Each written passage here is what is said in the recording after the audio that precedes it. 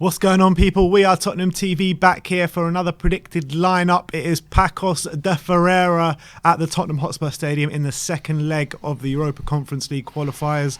We are 1-0 down from the first leg. Is there any team news to get through? We haven't seen any press conference or anything. The press conference has not been out yet, so we don't really know. But in terms of who went off for the last game, I think Romero's back in full training. We've seen that in the training pictures, so he doesn't seem any problems with him at the moment.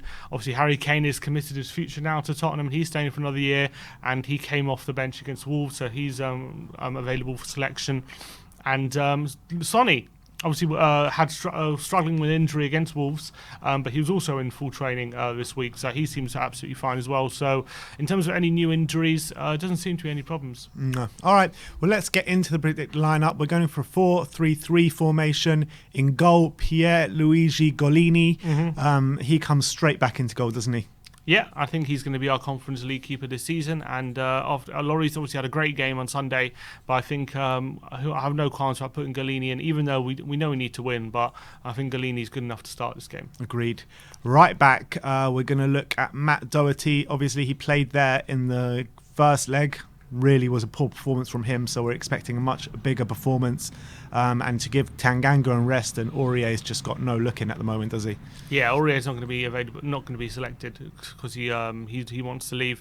Doherty also played in the back five against Pacos, and you thought that would suit him, but he didn't really make the most of that. I expect him to go back to a back four in this one, and I don't know whether they'll help him or not, but I'm expecting him to start because I don't think we can play Tanganga every game, and especially he got given a tough time on Sunday, so he'll maybe look to regroup after that one. So I think Doherty will start. Doherty. Sounds like a better player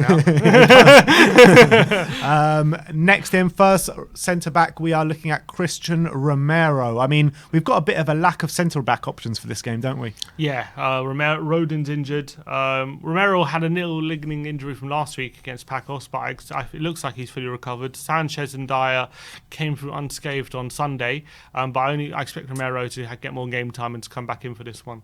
And obviously Carter Vickers, who started the last game, got a bad injury too. Yeah. So alongside Romero, we're going to stick with Eric Dyer. I mean, my thinking behind that one is that he's up there in the captaincy pecking order. So I think that with the team we're picking today, we think Eric Dyer will be captain, so he'll go back in. Yeah, we're thinking one of Dyer or Sanchez is going to start this game. It could even be both if Romero really isn't fit enough, but I'm expecting Romero to play, so I'm expecting him and Dyer. Maybe with a more stable partner next to him, we can see a better display from Romero. Definitely. And then on the left back, we're going for Ben Davis. I mean, Reguilon's played there in the league so far, going to give him a rest. It could be a toss-up between Sessegnon or Davis, but we've gone for Ben Davis. Yeah, I just think he's obviously got more experience, and I think Nuno will see him as a higher in the pecking order right now than Sessegnon. Sessegnon obviously played left wing back last time. He had some decent moments, but overall disappointed, unfortunately.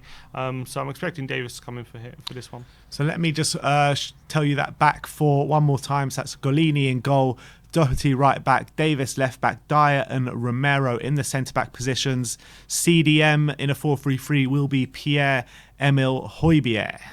Yeah, we're expecting him to get a run out on this one, only because it's an important game, and we have to.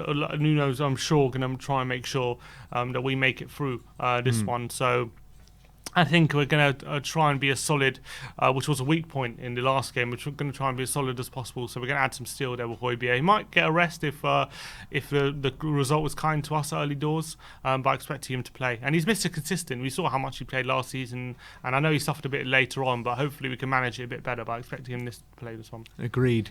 So Højbjerg, CDM. Right side of the centre midfielders, we're going for Giovanni Lo Celso. Played in the first leg. I mean, you really looked at Gio last game to say, look, you've got to grab this game by the scruff of the neck. You're one of the most experienced players in this team, so you got to put in a good performance. And he didn't really do that. I mean, there was a few good things in there from his performance, but you expected a lot more from him, didn't you, in the first leg? Yeah, I felt like at times he was kind of doing it all by himself, though, in a sad ways. I did feel for him, but yeah, he didn't have the best game. Was playing in the first half in the forward positions on the right hand side, which, interestingly enough, Nuno has tended to play him there so far in the forward position, which is a position we haven't really fancied him so far whenever he's played there. So hopefully he returns to midfield in this one, but I believe that's where he's more at home. Again, I think he had a decent cameo off the bench at Wolves, so hopefully he can start this one and hopefully put last week's display to bed.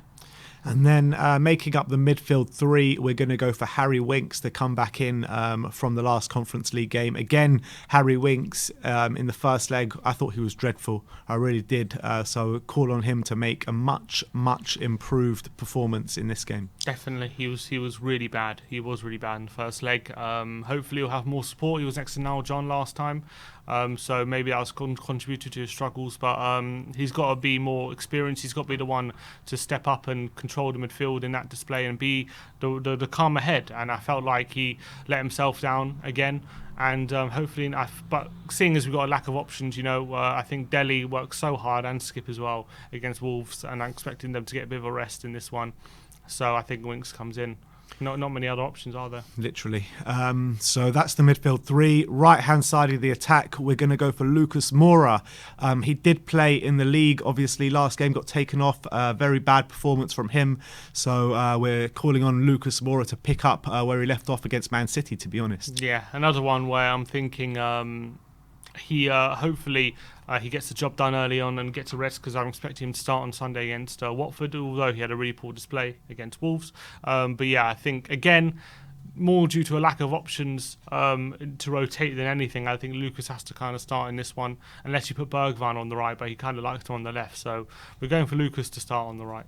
And then on the left-hand side, we're going for another start for Brian Hill. In the first leg, I mean, he started the game at 100 miles per hour. He started really well with nice silky touches, taking it past Pacos defenders with ease.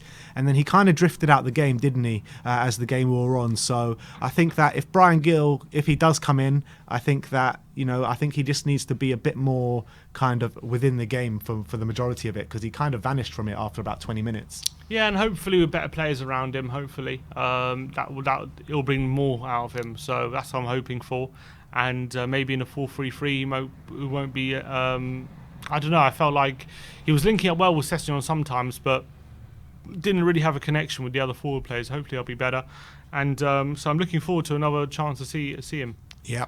And then up top, we are going for the first start of the season for Harry Kane.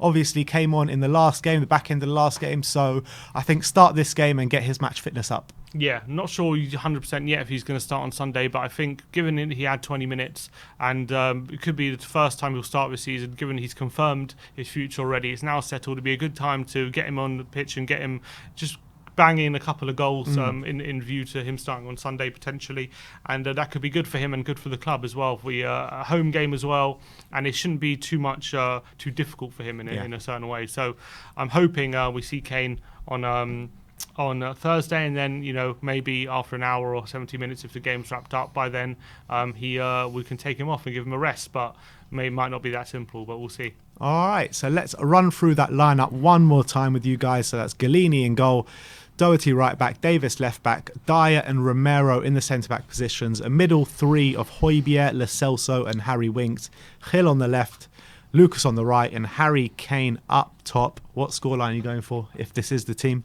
Going to go for 4-0. 4-0. That's exactly what I was thinking as 4-0. Well. 4-0. Harry Kane hat-trick. Yeah, hopefully the whole Harry Kane stuff can put a better mood around the club, and hopefully he comes back fit and firing. All right. So that is our predicted lineup. I want to know your predicted lineups in the comments section below. I also want to know your predicted scorelines in the comment section below. Join us tomorrow for the pre-match pump-up, then the watch-along, and then the post-match fan show when it is your time to have your say.